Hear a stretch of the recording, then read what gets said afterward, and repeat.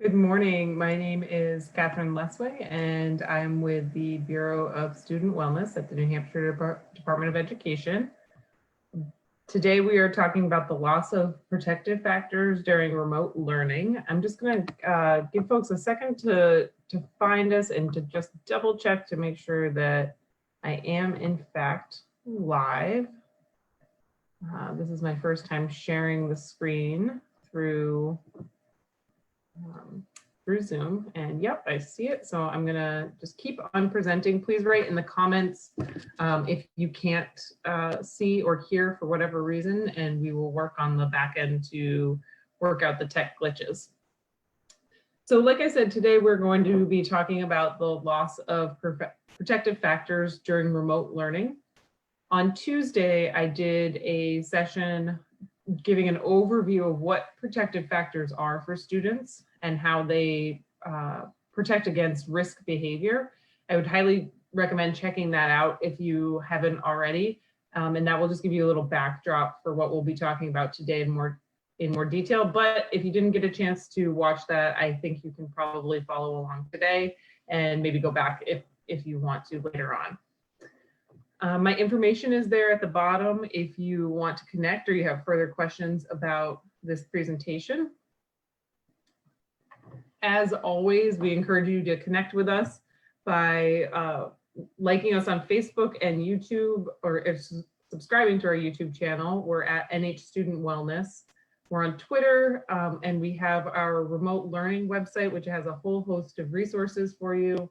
And then our Bureau's website, nhstudentwellness.org. We're tagging everything NH Learns Remotely so that you can find it that way too.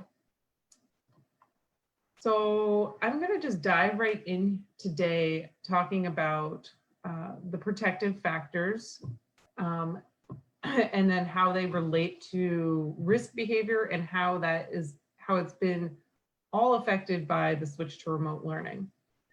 Before I do that, the big idea here is that science shows that children who do well, despite hardship, have had at least one stable and committed relationship with a supportive adult.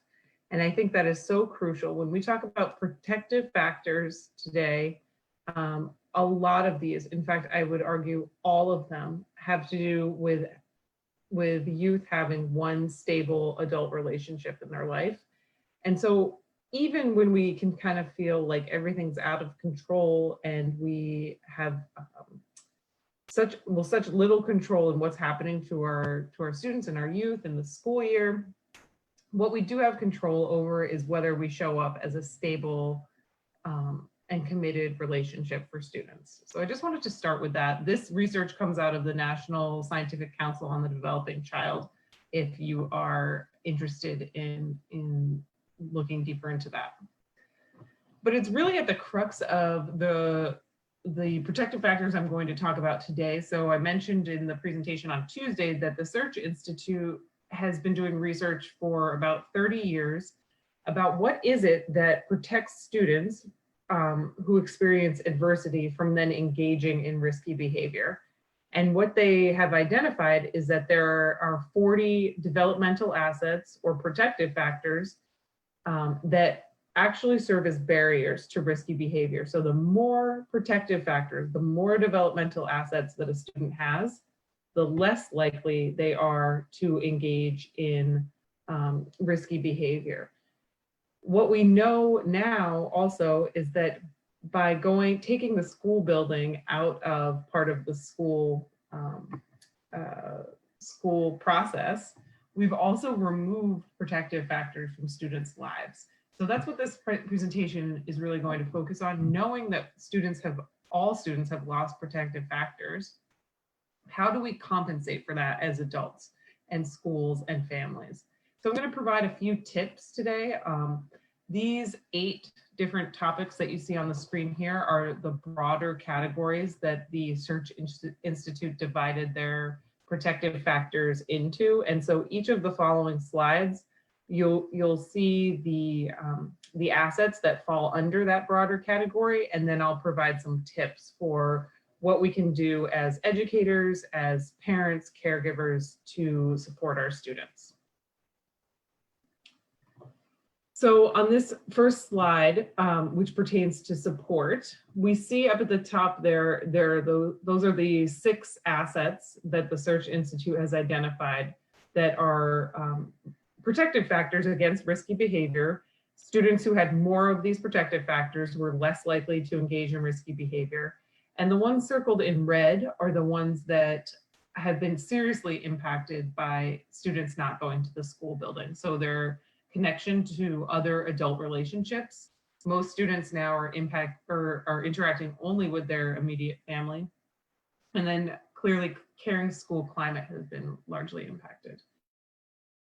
So what can families and communities do? When we look at the left-hand column here, I'm just going to go down through the different assets and offer a couple of tips for each of the relevant assets. So when it comes to family support, being intentional and consistent about expressing love and support, I think, is one of the simplest things we can all do as parents and caregivers. It's easy to let the stresses and the busyness of work and childcare bog us down. But if we're able to do just a little bit of a pause and say, am I really being consistent about how I'm expressing my love and care and support of my child, even if they are getting on my last nerve?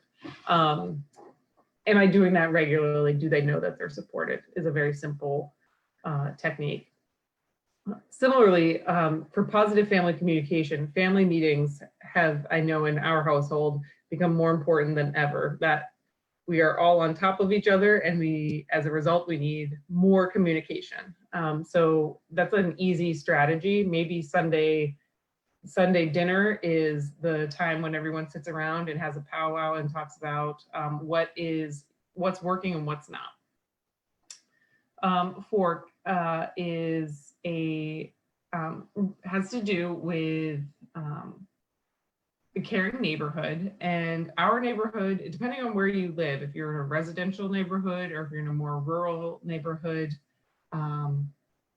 it might look different, but our neighborhood has been using the Nextdoor app quite a bit, which is it's almost like a social media, I'm hesitant to use that word for the neighborhood, but it's a online community where you can connect with your neighbors.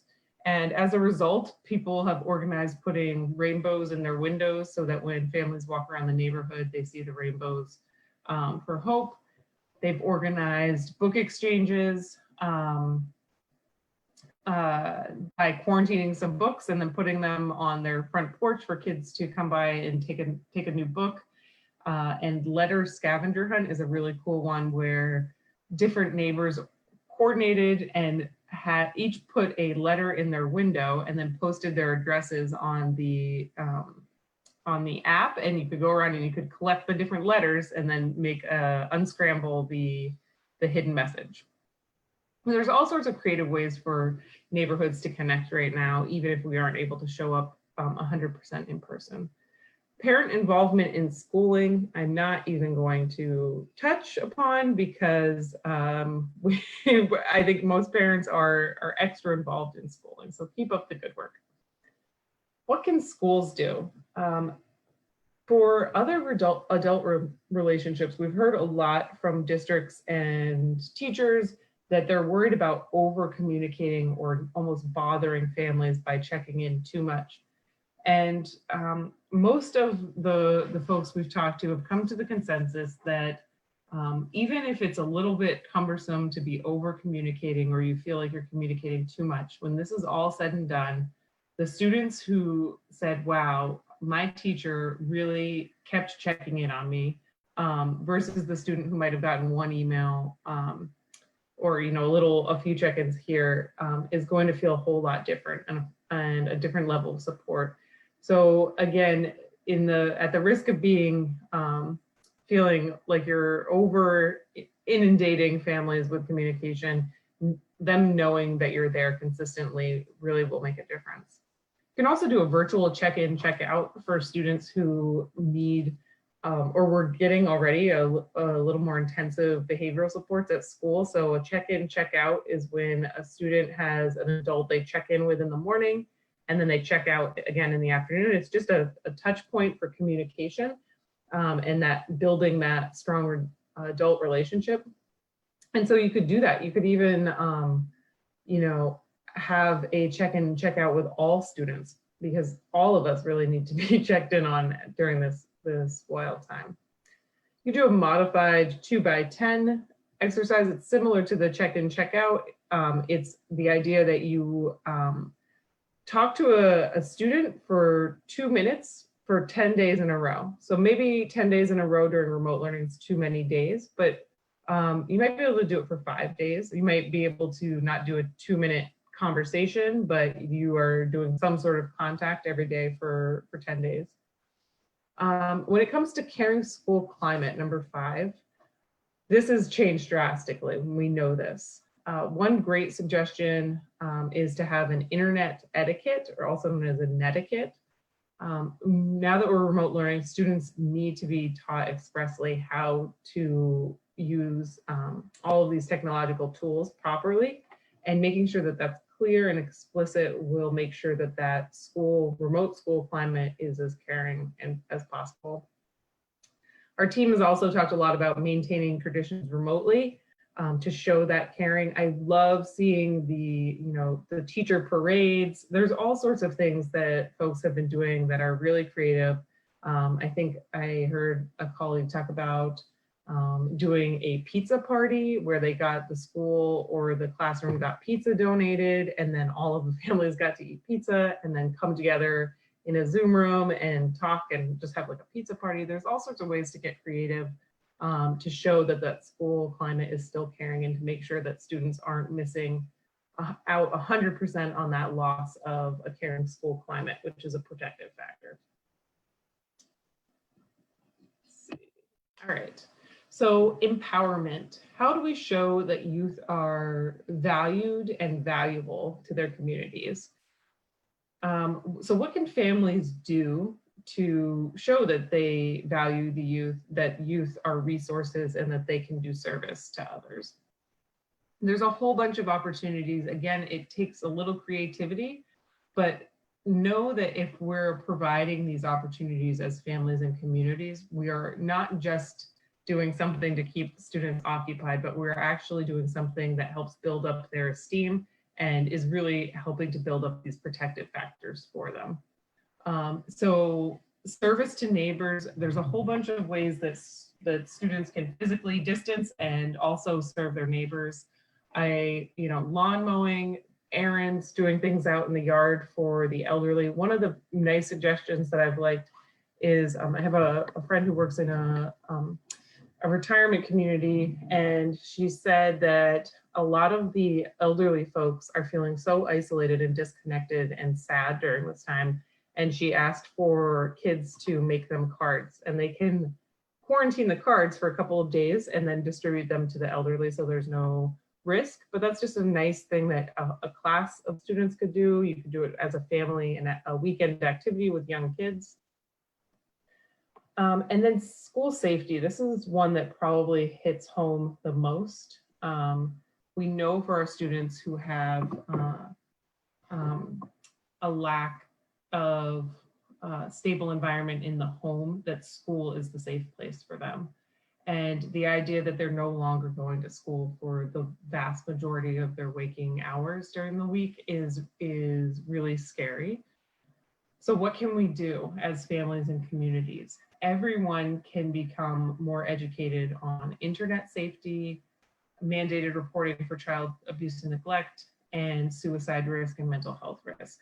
So our office has had afternoon bell sessions most weekdays with a whole bunch of community partners here in New Hampshire, including the Internet Crimes Against Children Task Force in New Hampshire, Know and Tell, which is all about mandated reporting for child abuse and neglect, the American Foundation for Suicide Prevention.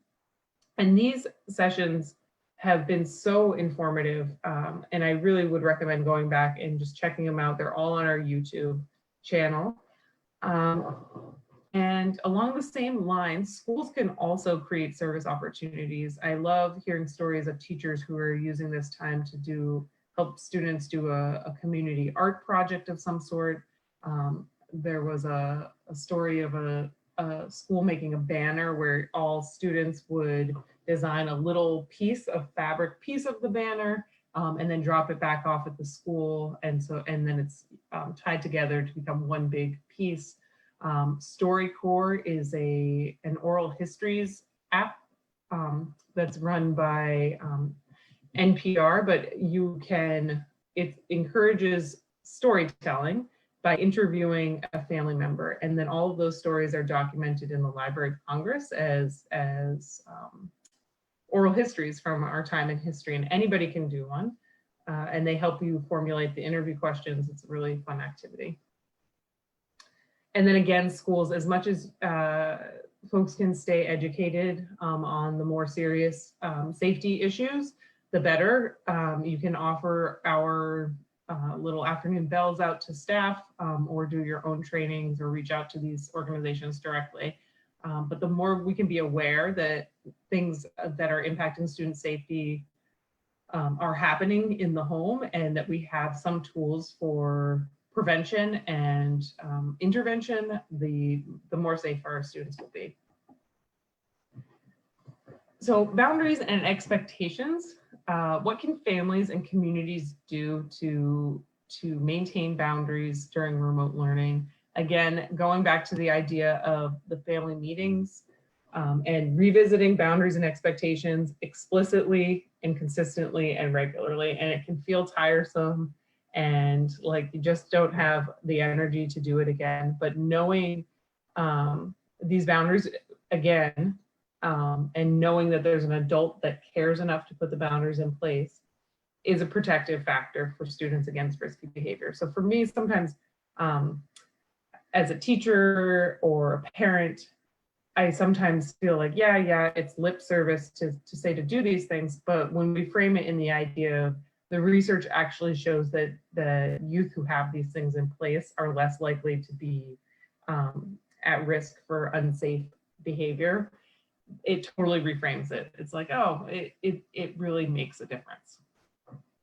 Neighborhood boundaries, we have less control around what our neighbors are doing and their behavior, but just knowing our neighbors allows us to serve as that stable adult relationship for other children in our neighborhood.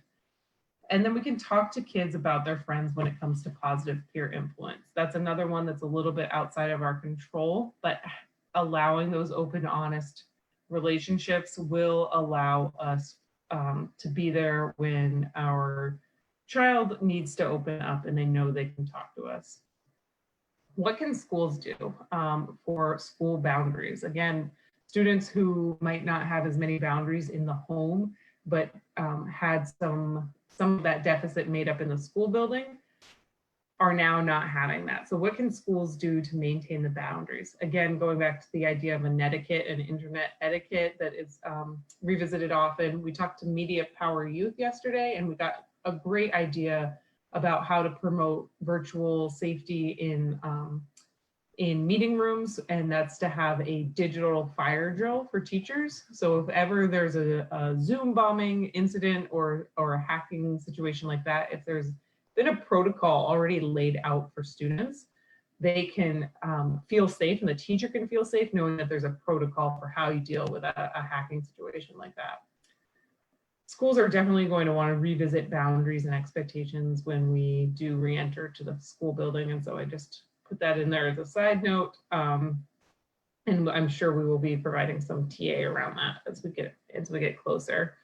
Adult role models model positive, responsible behavior. Again, doing social emotional learning in all aspects of our lives and being explicit about it. I think sometimes we see SEL as something separate.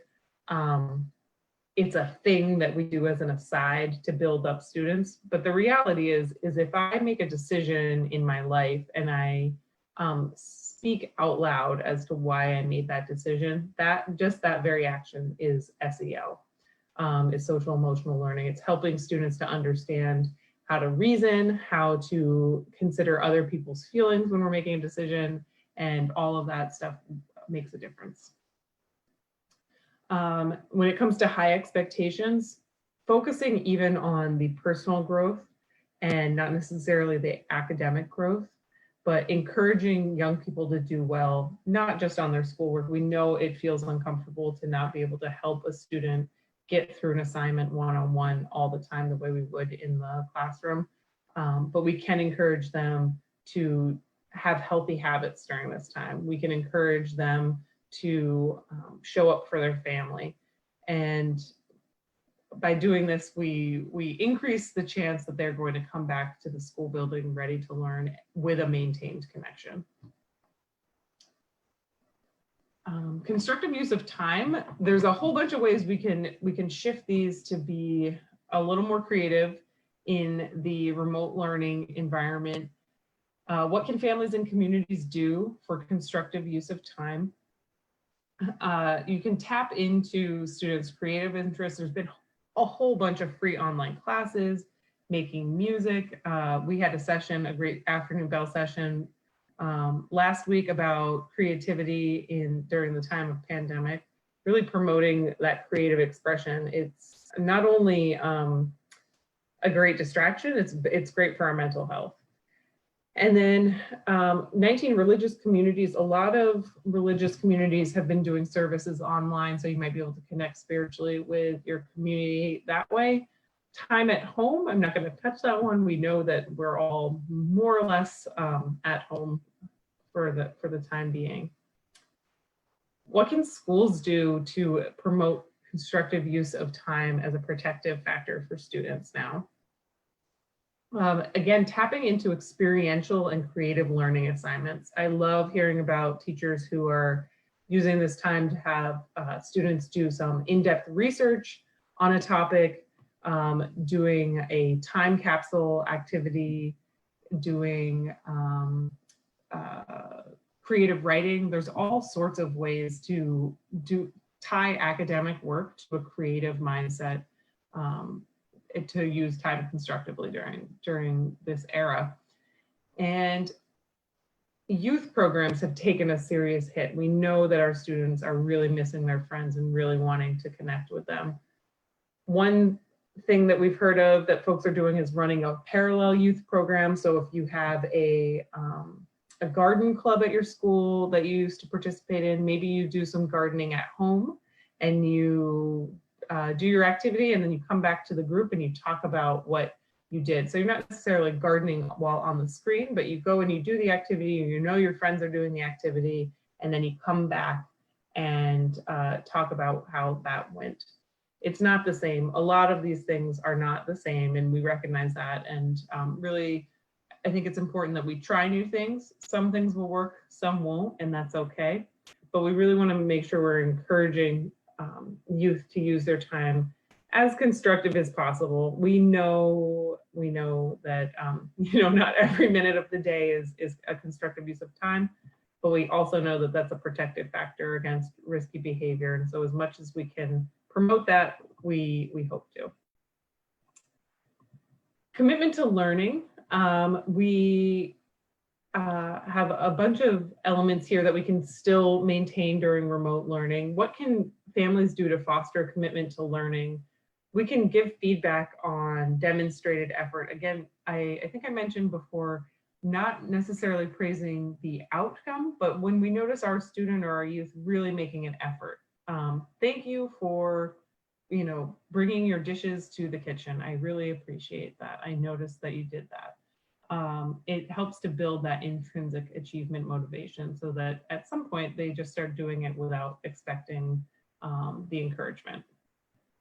You could also do a morning check-in and check-out to encourage school engagement.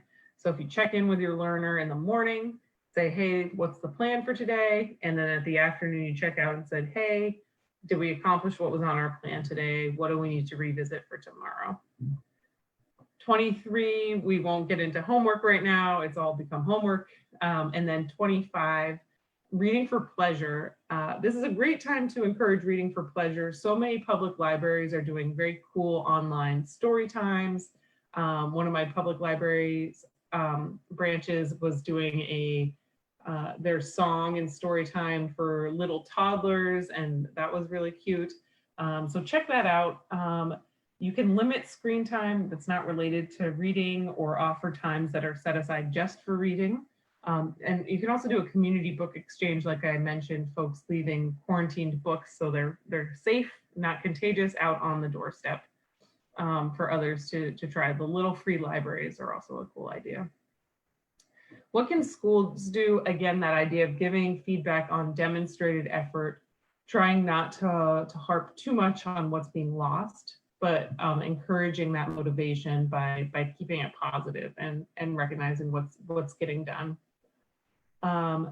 Encouraging school engagement by letting student interest drive the experiential assignments. I think as much as we can make learning experiential all the time, but now that we're not in the school building, there's a lot of opportunity there. It takes some creativity, but there's definitely ways to go about it.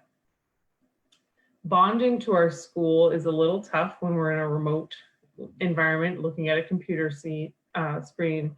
We have done a series on, sorry, I misread that. It's not traditions, it's transitions, but it is also traditions. So we've done one episode or one series on transitions or traditions, and we're planning on doing another one in the coming weeks about how do we maintain those traditions in a remote setting. As much as we can, we should adapt them and really keep kids connected to the school. They miss it a whole lot, and getting them, maintaining those ties so that when we do come back together, we still feel part of a community. You could do a summer reading challenge, a school book swap.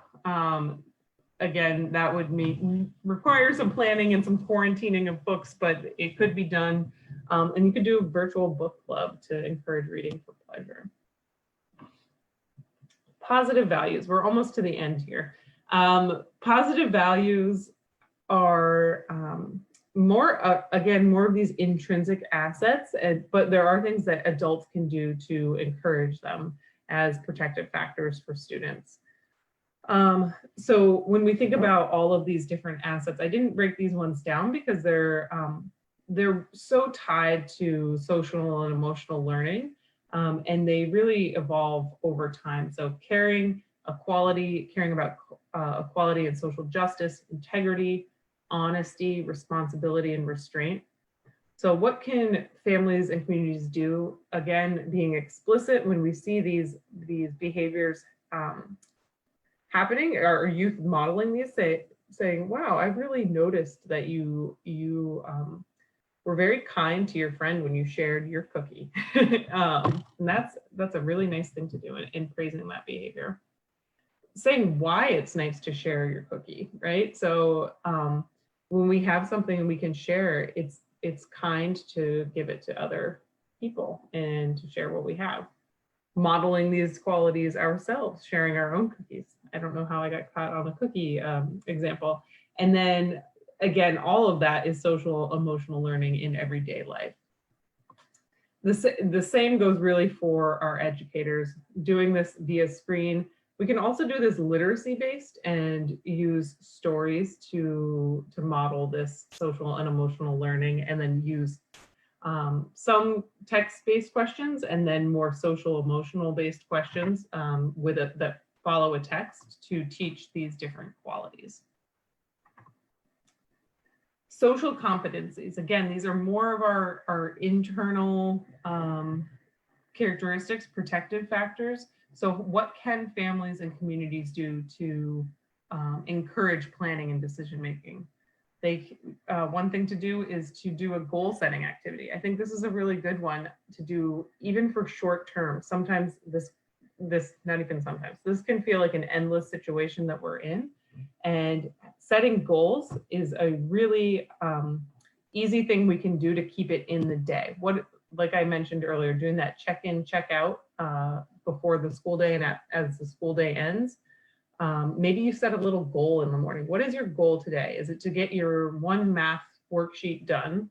Great. And then check out, did that get done at the end of the day? It keeps it in the day. And it also teaches youth how to plan and make decisions. Interpersonal competence, again, goes back to the social emotional learning and the modeling. 34 is cultural competence. This can be harder when we're in our isolated homes, maybe not interacting with people with different backgrounds than our own as much. But as much as we can provide exposure to a connection with people from different backgrounds, maybe it means reading books that feature people from different backgrounds, understanding our own privilege and talking about how we didn't necessarily control or have much say over the hand we were dealt in life, and that has either provided us with certain privileges that other people don't have, or maybe we don't have as many privileges as other people, and talking about those inequities. 35, resistance skills. Again, as much as we can foster that close relationship and have honest relationships. And 36 is peaceful conflict resolution. So using nonviolent communication and I statements. What can schools do to foster these? We can involve students in the end of year planning. We can offer the social and emotional learning. For cultural competence, contextualizing learning, contextualizing the history in which a story takes place. If you're teaching To Kill a Mockingbird, it's really important to explain the racial dynamics in the South at that time. One moment, I have an alarm going off.